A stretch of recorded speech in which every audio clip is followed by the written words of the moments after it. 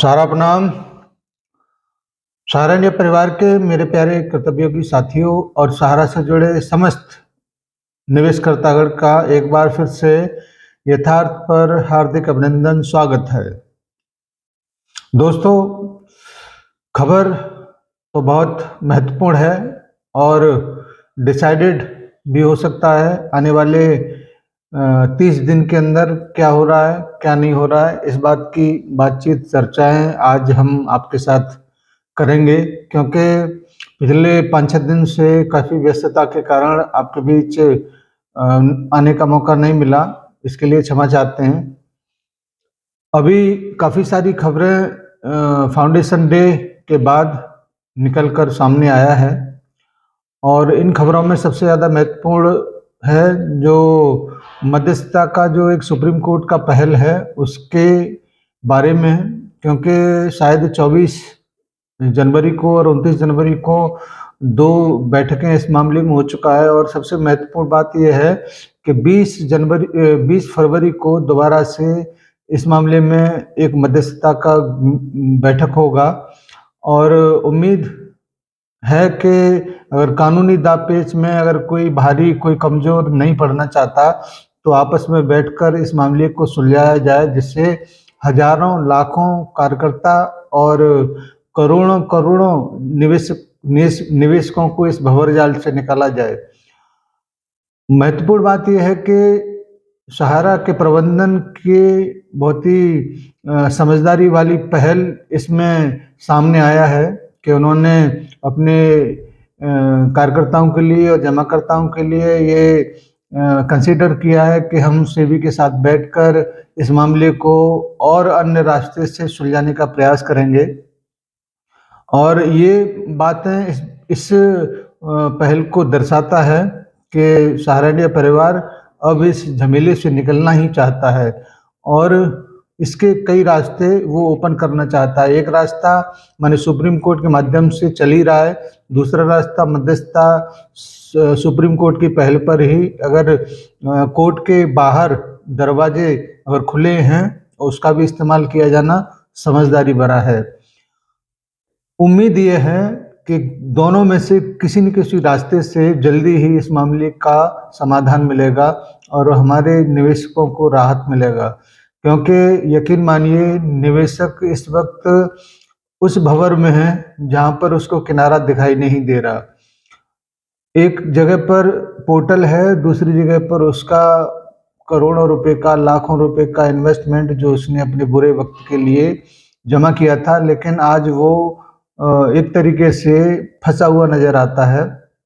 लेकिन सहारा इंडिया परिवार इस बात की गारंटी देता है कि चाहे थोड़ा सा नहीं, बहुत विलम्ब हुआ है और इस विलम्ब का कारण सहारा इंडिया परिवार नहीं है, बल्कि हमारे देश के कानूनी अड़चने हैं जो इतना पेचीदा है जिसको समझने के लिए शायद 100 बार जन्म लेना पड़ेगा, तब जाकर इसको समझने का प्रयास किया जा सकता है। समझ में फिर भी नहीं आएगा, क्योंकि हमारी न्याय की व्यवस्था अंग्रेजों के ज़माने की है, जिसको सुप्रीम कोर्ट के वक्ता अश्वनी उपाध्याय जी भी कई बार समझा चुके हैं, बता चुके हैं। उनकी बातों को अगर समझें तो इसमें केवल और केवल वकीलों का और हमारे न्यायालय का जो एक सिस्टम है उसी को इस्तेमाल करते हुए तारीख पर तारीख देने का ही प्रयास, तारीख पर तारीख देने का ही सिस्टम इसमें ज़्यादा सटीक बैठता है। इसको कई बार आलोचनाओं में लिया जा चुका है, लेकिन फर्क नहीं पड़ता इस सिस्टम को कि कौन कितनी आलोचना कर रहा है।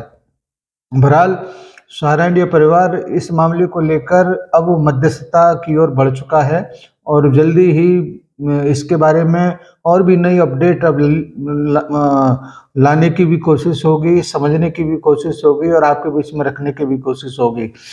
जल्दी ही हम लोग इस मामले को लेकर बहुत सारी बातों को लेकर आपके समक्ष आएंगे और सुप्रीम कोर्ट का तारीख कब पड़ने वाला है इसके बारे में हम बिल्कुल सुप्रीम कोर्ट के साइट पर बहुत ही कड़ी नज़र से देख रहे हैं कि जल्दी ही जैसे ही कोई अपडेट वहाँ पर मिलेगा हम आपके बीच में इस मामले को लेकर जरूर आएंगे। साथ ही साथ एक सोशल मीडिया पर सहारा वर्ल्ड को लेकर काफ़ी सारी चर्चाएँ चल रहा है। मैं सभी साथियों से कहना चाहूँगा, सहारा की बहुत सारी कंपनियाँ हैं जिसके बारे में हमें और आपको नहीं पता। शायद उसी में से सहारा वर्ल्ड नाम का एक कंपनी है जो बहुत पहले 2015-14 से भी शायद पहले इस कंपनी की शुरुआत किया गया था, जिसमें बहुत सारी क्रियाकलाप हैं। इसको लेकर काफ़ी लोग थोड़ा-सा ज़्यादा अग्रेसिव तरीके से लोगों के बीच में रख रहे हैं। मुझे नहीं लगता है इसमें इस प्रकार की बातों को रखने की कोई ज़रूरत है, क्योंकि सहारा इंडिया परिवार एक वट वृक्ष है जिसकी कई शाखाएँ निकलती हैं, और उस शाखाओं में से कभी-कभी जैसे कोई नई सूचना मिलता है तो हमारे बहुत सारे साथी अग्रेसिव होकर या उत्तेजित होकर बहुत सारी बातें सोशल मीडिया पर डालते हैं, जिससे लोगों के बीच में थोड़ा-सा भ्रम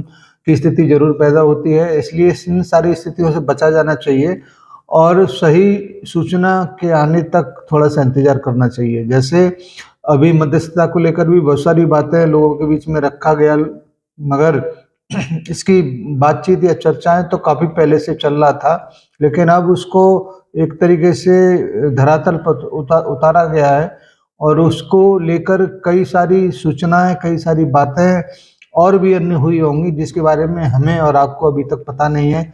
कोशिश होगी कि आने वाले वीडियो में उसके बारे में ज़्यादा डीपली जाकर उसके बारे में सूचना एकत्रित कर आपके बीच में रखा जाए और इसको लेकर कई सारे लोगों से बात करने की ज़रूरत होगी।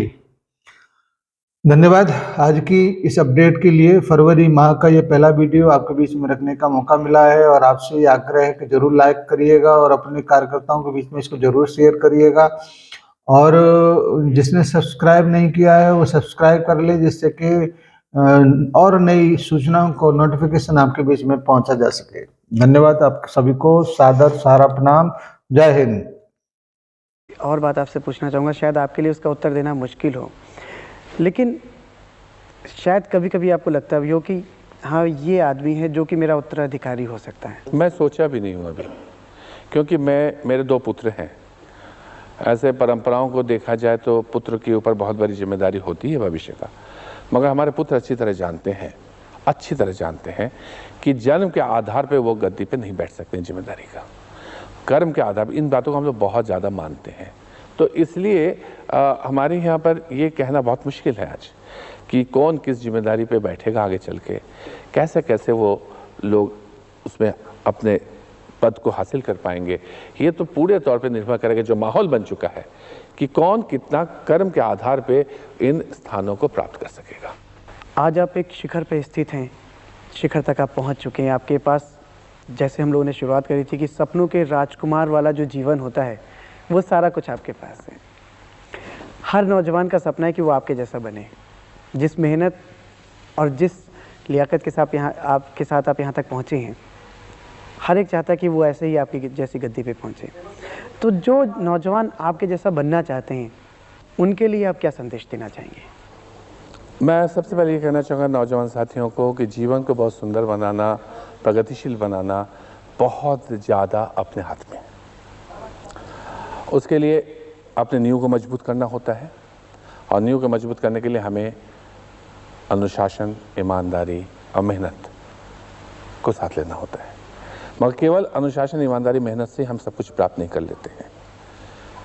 हम अपने नींव को मजबूत करते हैं। उसके साथ साथ हमें ध्यान देना होगा 4 ज्ञान की।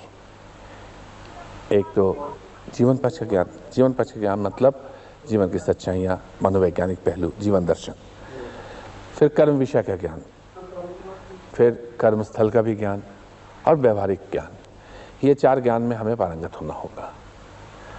और उसके बाद नींव बन गया, नींव पे भवन बन गया ज्ञान के साथ। अब निर्भर करता है मेरा भवन कितना बड़ा होगा कि हमारे मन का विस्तार, यानी कि मैं का विस्तार, यानी कि स्वार्थ का विस्तार कितना ज़्यादा बड़ा हो सकता है। ये विस्तार जितना बड़ा होता चला जाएगा, हमारा भवन उतना बड़ा होगा, यानी कि हमारा प्रगति उतनी बड़ी होती चली जाएगी। और इसका कैसे विस्तार किया जाए मन का, इसकी भी बहुत अच्छे उपाय हैं, तौर तरीके हैं, मगर उसको मैं विस्तार से कहने लगूंगा तो आपको बहुत समय लगेगा। हमारी नज़र में और हमारे दर्शकों की नज़र में आज आप एक शिखर तक पहुंच चुके हैं। लेकिन इस शिखर तक पहुंचने के बाद क्या आपके मन में अभी कुछ सपने हैं, कुछ आशाएं हैं? क्या कोई इसके बाद भी आपको लगता है अभी शिखर बाकी है आपके मन में? एकदम लगता है। मैंने अभी थोड़ी देर पहले कहा था, शिखर पे तो अगर पहुंचने की बात होगी, जहां तक मेरी अपने व्यक्तिगत आवश्यकताओं और इच्छाओं की पूर्ति की बात हो या पाने की बात हो अपने जीवन में, बहुत पहले ही शिखर तक पहुंच चुका था। मगर हाँ, देने के मामले में, अपने कर्तव्य को पूरा करने के मामले में अभी बहुत कुछ करना बाकी है, बहुत लंबा सफ़र है। जैसे आज 6 लाख कार्यकर्ता साथी, परिवार के साथी हमारे साथ जुड़े हुए हैं। अब उन सब का जीवन स्तर अभी उतना अच्छा नहीं हो चुका है जो पूर्ण संतुष्टि हमें दे सके। मैं प्रयासरत रहूँगा, हूँ, और साथ साथ ये भी मैं कहना चाहूँगा कि हर 2 साल के बाद जाते जाते 1 लाख या ऐसे ही नए साथी भी जुड़ जा रहे परिवार में। तो मैं समझता हूँ मरते दम तक जाते जाते शायद इतना बड़ा परिवार हो जाएगा कि तब भी असंतुष्टि रह जाएगी, जिस सबका जीवन स्तर नहीं अच्छा हो सका। और तो मेरी जो इच्छाएं हैं, जो शिखर की बात आप कर रहे हो, कि मेरे परिवार के साथियों का जीवन स्तर इतना बड़ा हो, इतना सुंदर हो, जो पूरा दुनिया जल उठे। और जब उस चीज़ को प्राप्त करते रहें, साथ साथ शायद शांति से मर पाऊँगा, बहुत संतुष्टि के जीवन महसूस कर पाऊँगे अंतिम क्षणों में जाकर। जब अगर ये देख सकूं, कुछ प्राप्त कर सकूं, उसका कुछ, अब मैं भी और मेरा परिवार भी उसका एक जरिया बने, कारण बने कि अपने समाज और देश की प्रगति भी ऐसी हो जो एक बहुत खुशहाल ज़िंदगी हमारे देशवासियों को मिल सके, बहुत प्रगतिशील ज़िंदगी मिले और सबका दुख दर्द घटता जाए, कम होता जाए और